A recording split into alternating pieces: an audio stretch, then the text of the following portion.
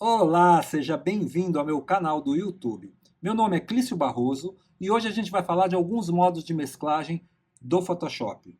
Não de todos. Vamos dar uma geralzinha e eu vou mostrar dois modos de mesclagem que pouca gente conhece.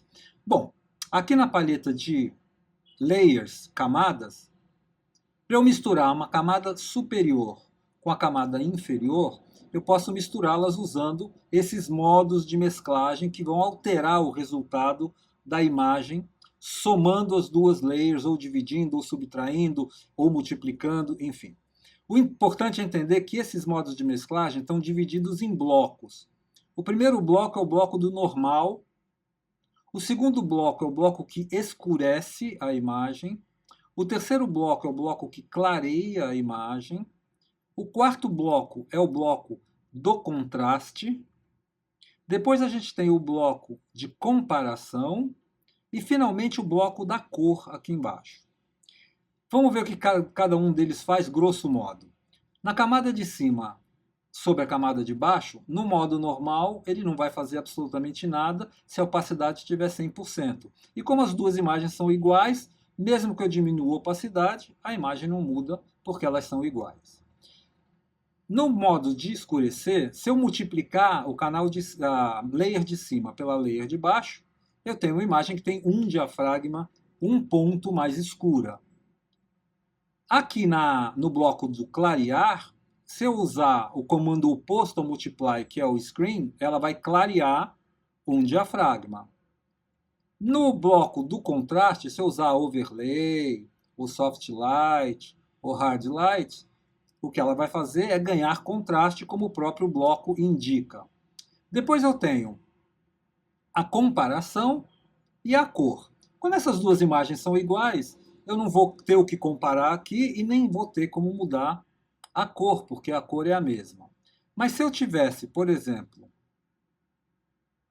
a imagem original e uma imagem diferente embaixo, já mudam as formas de mesclagem. Algumas eu posso usar com mais resultados. Por exemplo, normal. Se eu diminuir a opacidade, ele vai mesclar, ele vai ficar mais transparente a camada de cima e vai mesclar com a camada de baixo.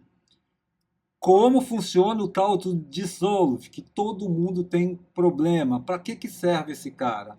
Ora, ele faz a mesma coisa que o normal. Em 100% ele não faz nada. Mas se eu diminuir a opacidade, ele vai dissolver a imagem de cima, mostrando a camada de baixo. Isso é muito bom para ser usado em vídeo, por exemplo, quando você faz uma transição de uma imagem para outra, e esse dissolver é usado com muita frequência. Se eu tiver, por exemplo, o segundo Blend Mode que eu quero mostrar para vocês hoje, interessante, é esse. Se eu tiver a imagem desalinhada entre duas camadas, olha só, por algum motivo, a ferramenta de mover, essa daqui, pode ter batido na camada, batido na layer, ou ter escorregado, você ter arrastado sem querer, e aí a imagem ficou desalinhada. Olha, deixa eu tirar o olhinho, que vocês vão ver que ela está fora de lugar, né? E como é que eu vou fazer para colocar as duas imagens alinhadas?